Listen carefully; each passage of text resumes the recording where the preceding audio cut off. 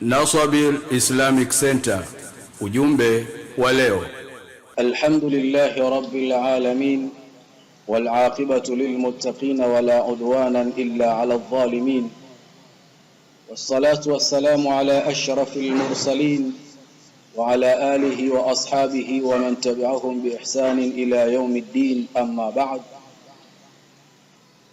فإن أصدق الحديث كتاب الله وخير الهدي هدي محمد صلى الله عليه وسلم وشر الأمور محدثاتها وكل محدثة في الدين بدعة وكل بدعة ضلالة وكل ضلالة في النار. اللهم إنا نعوذ بك أن نكون من أصحاب النار.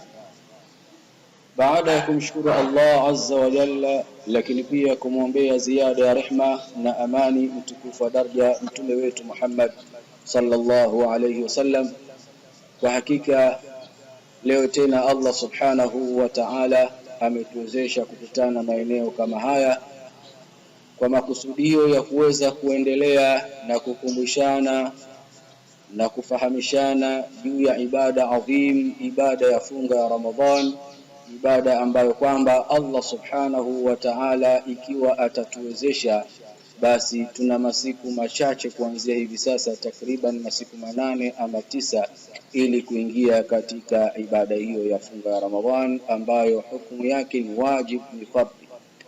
Ama leo maudhui ama kichwa cha habari cha darasa yetu ya leo, tutazungumzia as-siyamu al-mustahab. As-siyamu al-mustahab bimaana ya kwamba zile funga za sunna, na funga za sunna za hapa tutakazozizungumzia ni zile funga ambazo zilizothibiti katika sunna za mtume wetu Muhammad sallallahu alaihi wasallam. Ndugu zangu, katika hikma ya Allah subhanahu wa ta'ala na huruma yake na rehma zake kwa waja wake, Allah subhanahu wa ta'ala ametujalia sisi ibada za sunna katika maisha yetu. Ametujalia ibada za sunna, tena ibada za sunna ni zile ibada ambazo kwamba zinazofanana zenyewe na ibada za fardhi. Na haya yote Allah subhanahu wa ta'ala ameyafanya, lengo na madhumuni ziyadatun fil ujri wa thawabi, ni kwa ajili ya mtu kuzidishiwa ujira na kuzidishiwa malipo kwa Allah subhanahu wa ta'ala. Na kadhalika ibada hizi za sunna ni muhimu kwa sababu ni ibada ambazo katika makusudio yake ni kuziba yale matundu ambayo kwamba mara nyingine huwa yanatokea katika ibada za fardhi. Na ndio maana katika ibada hata za swala za fardhi kuna ibada za sunna ambazo zinazofuata fardhi. Lengo na madhumuni ni kuziba matundu ambayo mara nyingine huwa yanatokea katika ibada zetu za swala za fardhi. Kwa hiyo lengo ni kuziba yale mapungufu, matobo alladhi qad yatraa ala alfaridha, ambayo huwa mara nyingine huwa yanazuka na kutokea katika fardhi. Kwa hiyo kiuhakika kabisa tunaweza tukasema ya kwamba hizi sunna na ibada ambazo zinakamilisha au zitakuja kukamilisha mapungufu yaliyomo katika fardhi siku ya Kiyama. Ndugu zangu, masiku ambayo yanasuniwa au inapendeza mtu kufunga ni haya yafuatayo. Kwanza, as-siyamu 6 ayami min Shawwal, kufunga siku 6 katika mwezi wa Shawwal. Hii ni sunna iliyokuwa ahamu, ni sunna ambayo iliyokuwa muhimu, kufunga siku 6 katika mwezi wa Shawwal. Na hii ni kwa hadithi ya Abu al-Ansari radhiyallahu anhu.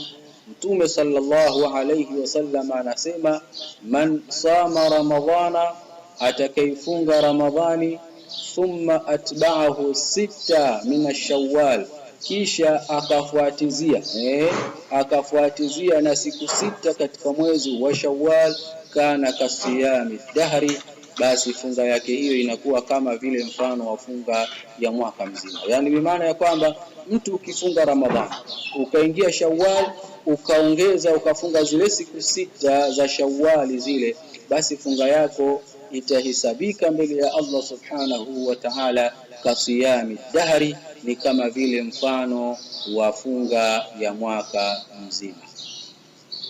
Kwa hiyo hii ni aina ya kwanza ya funga ya ya sunna. Na funga hii ya sita mara nyingi mara nyingine ina mazungumzo mengi sana katika mitaa kwamba funga ya sita hii ni funga ambayo ni nzito, ni funga ambayo ya kurithisha hii, ukianza tu kuifunga basi wanatakiwa watu wako waje kuirithi. Kila mmoja anatakiwa afanye la kwake. Man amila salihan falinafsihi wa man asaa fa alaiha, atakayefanya jambo jema ni kwa ajili ya nafsi yake yeye mwenyewe, na atakayefanya jambo baya kadhalika ni kwa ajili ya nafsi yake. Kwa hiyo mtu ambaye atakayefunga sita ni yake yeye mwenyewe. Haina maana ya kwamba utakapokufa basi watoto wako wanatakiwa wairithi, ni lazima. Hii ni ya kwako, na yeye kama atakuja kufunga sita yake hiyo itakuwa ni ya kwake. Kwa hiyo ya kwanza katika sunna za kufunga ni siyamu 6 ayami min Shawwal, ni kufunga siku 6 katika mwezi wa Shawwal. Aina ya pili katika aina za funga za sunna, siyamu yaum Arafa. Siyamu yaum Arafa, kufunga siku ya Arafa. Na kufunga siku ya Arafa hii li ghairi alhajj, kwa yule ambaye sio haji, yule ambaye hayupo katika ibada ya hija. Wale ambao waliokuwa katika ibada ya hija, somo hii ya Arafa kwao haiwahusu, bali ibada hii ya somo ya Arafa ni somo ambayo inayomhusu yule ambaye hayuko katika ibada ya hija katika kipindi kama kile. Wa hadithi Abi Qatada radhiyallahu anhu qal, Abi Qatada anasema qala Rasulullah sallallahu alayhi wasallam, anasema Mtume sallallahu alayhi wasallam, siyamu yaum Arafa, funga ya siku ya Arafa, ahtasaba Allahu an yukaffira sanat allati qabla wa sanat allati ba'da. Funga ya siku ya Arafa ni funga ambayo kwamba Allah subhanahu wa ta'ala huvuta husamehe madhambi ya mwaka uliokuwa kabla yake. Kwa siku ya Arafa ile husamehe Allah subhanahu wa ta'ala madhambi ya mwaka uliokuwa kabla yake, na husamehe madhambi ya mwaka unaokuja baada yake, kwa kufunga siku ya Arafa ambayo ni siku moja kabisa. Amma alhajju, ama yule ambaye alikuwa yupo katika ibada ya hija, fala yusannu lahu siyamu yaum Arafa, haijasuniwa kwake yeye kufunga siku ya Arafa. Bimaana ya kwamba yule ambaye yupo katika ibada ya hija hana sunna hii ya kufunga siku ya Arafa, kwa sababu Mtume Muhammad sallallahu alayhi wasallam aftara fi dhalika al-yawm, yeye alivyokuwa hija alifungua, alikula katika siku hiyo, wanasu yamduruna ilaihi, na hali ya kuwa watu wanamtazama namna gani Mtume sallallahu alaihi wasallam akila katika siku ya Arafa. Na kwa nini watu wapo katika ibada ya hija hawataki kufunga katika siku hii ya Arafa? Kwa sababu siku hii ya Arafa wao wanahitajika wawe na nguvu mno katika kuitekeleza ile ibada ya siku ile Arafa. Kile kisimamo kile cha Arafa inahitaji wawe na nguvu, kwa hiyo wanalazimika wao kula na kutokufunga katika siku hiyo ya Arafa. Kwa hiyo sunna ya pili katika sunna za kufunga ni siku ya Arafa. Waislamu tunatakiwa hii, mtu ikimdiriki basi ajitahidi kuiendea mbio na kuifanikisha na kuifunga ibada kama hii, kwa sababu ni ibada ambayo kwamba moja ya fadhila zake ni mtu anasamehewa dhambi zake za mwaka uliopita na mwaka kadhalika unaokuja. Lakini aina ya tatu katika siku ambazo ni sunna mtu kufunga, tunasema siyamu yaum Ashura. Siyamu yaum Ashura ni kufunga ile siku ya Ashura. Mtume sallallahu alayhi wasallam aliwahi kuulizwa an saumi Ashura, kuhusiana na funga ya siku ya Ashura. Mtume sallallahu alayhi wasallam akasema ahtasibu ala Allah an yukaffira sanata allati qablahu, ina yakiniwa kwa Mwenyezi Mungu subhanahu wa ta'ala kwamba siku ile Allah subhanahu wa ta'ala anasamehe dhambi za mwaka ambao kwamba uliokuwa kabla ya mwaka ule. Kwa hiyo wayustahabu, na inasuniwa katika siku hii ya Arafa, katika siku hii ya Ashura inasuniwa mtu kufunga siku iliyokuwa kabla au siku iliyokuwa baada. Tunajua siku ya Ashura ni siku ya 10, ni siku ya 10 katika ule mwezi wa Muharram, katika mwezi wa Muharram. lakini katika usunna aliyotuwekea Mtume sallallahu alaihi wasallam inapendeza zaidi mtu akafunga siku iliyokuwa kabla yake au mtu akafunga siku iliyokuwa baada yake, kwa kauli ya Mtume mwenyewe sallallahu alaihi wasallam pale aliposema la in baqitu ila qabili, ikiwa kama nitabaki mpaka mwaka unaokuja. Maana mwaka ambao aliofunga Mtume sallallahu alaihi wasallam alifunga katika siku ya 10, lakini akawaambia masahaba ikiwa nitabaki bwana, kwamba ikiwa sitakufa katika mwaka huu ila qabili, mpaka nikafika mwaka ujao, basi mimi la asumanna tasa, nitafunga siku ya 9. Yani Ashura yangu nitafunga siku ya 9. Kwa hiyo katika sunna ambayo inayopendeza zaidi mtu Ashura kufunga siku ya 9. Lakini pia kauli ya Mtume sallallahu alayhi wasallam mwenyewe anasema katika hadithi sahih, anasema sumu yawman qablahu au yawman ba'dahu, fungeni siku iliyokuwa kabla ya Ashura au fungeni siku ambayo ilikuwa baada ya siku ya Ashura. Yani imma ufunge siku ya 9 au uje ufunge siku ya 11. Aliyasema haya kwa nini? Akasema khalifu yahud wa khalifuni mayahudi, maana ya kwamba nendeni kinyume na nani? Nendeni kinyume na mayahudi. Kwa hiyo siku ambayo ni sunna katika zile sunna za kufunga, basi ni kufunga yaumu Ashura, kufunga siku ya Ashura. Ya 4 katika sunna au katika masiku yaliyokuwa ya sunna kuyafunga ni saumul ithnaini wal khamis min kulli usbu'i.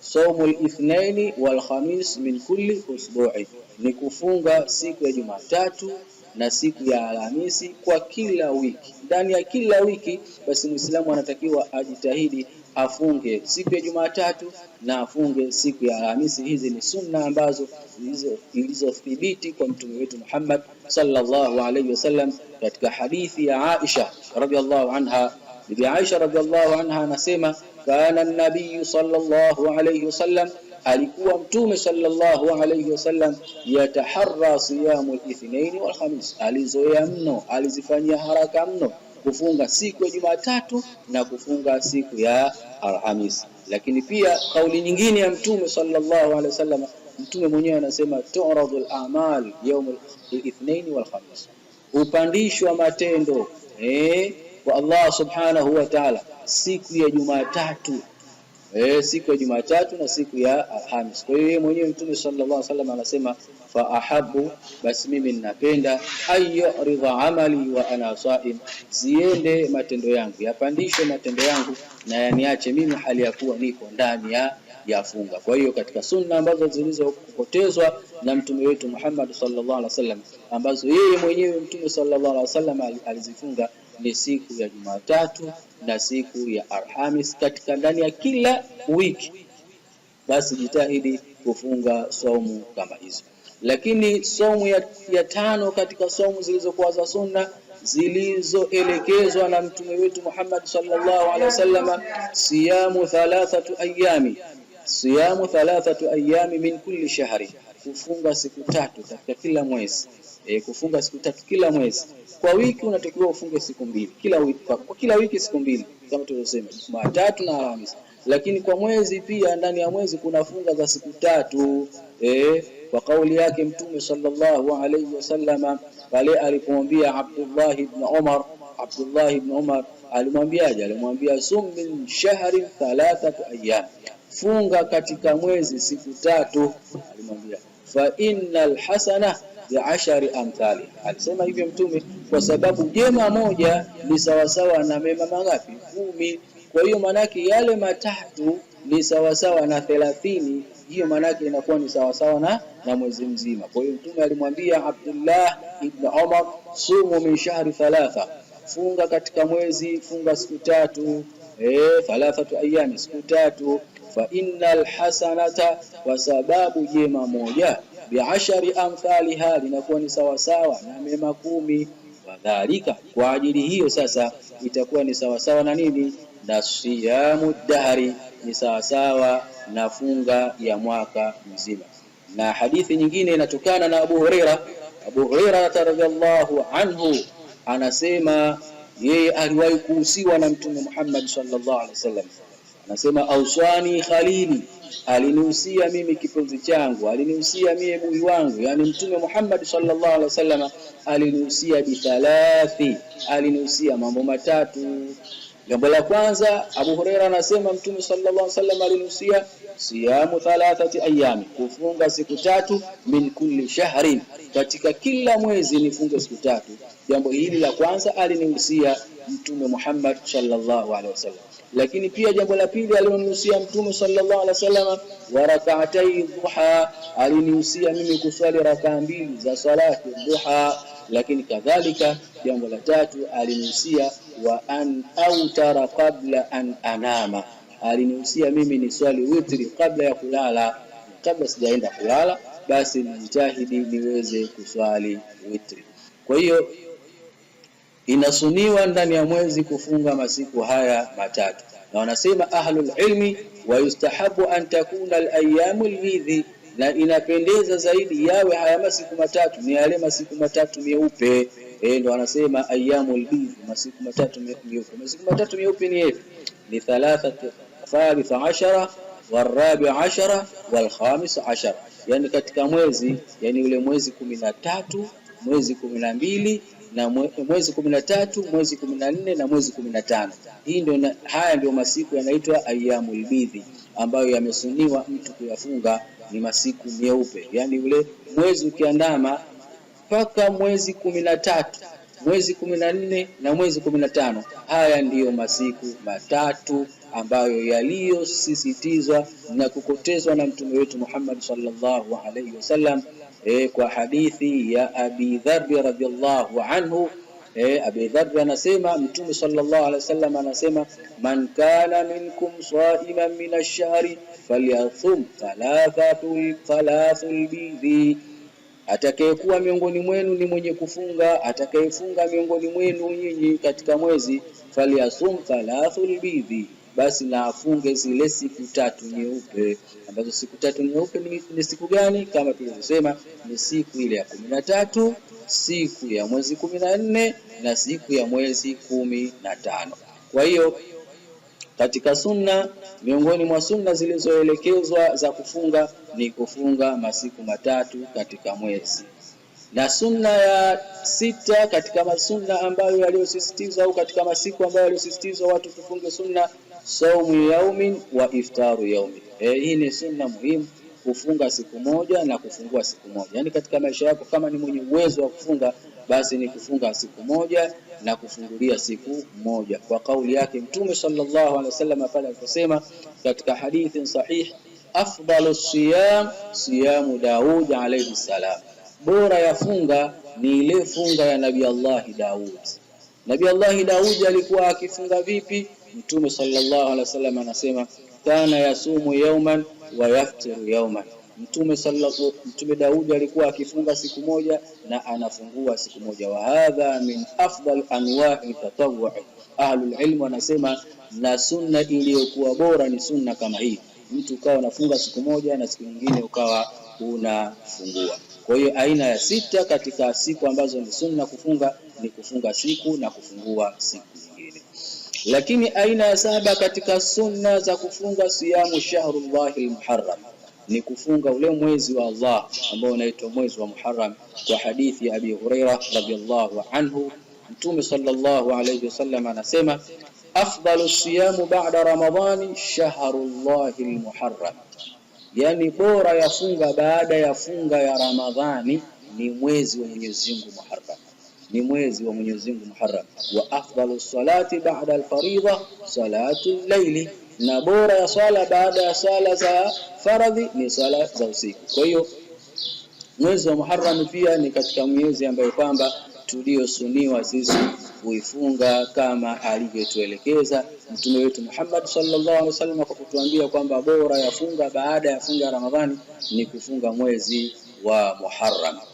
Aina ya 8 katika siku ambazo ni sunna kufunga, siyamu 9 Dhulhijja, ni kufunga zile siku 9 za Dhulhijja, kufunga zile siku 9 za Dhulhijja. Yani mwezi wa Dhulhijja unapoandama tu, ile siku ya kwanza, ya pili, ya tatu, ya 4, ya 5, ya 6, ya 7, ya 8 mpaka ya 9, siku ya Arafa ile, basi ni sunna kuzifunga siku kama hizi. Unaanza siku ya mwanzo wa mwezi wa Dhulhijja na unakoma katika siku ile ya 9 ambayo ni siku ya nini? Siku ya Arafa. Na hii ni kwa ile umumi, mkusanyiko wa ahadithi zilizopokelewa katika fadhila za matendo ambayo yanayofanyika ndani ya masiku haya 9 ya Dhulhijja.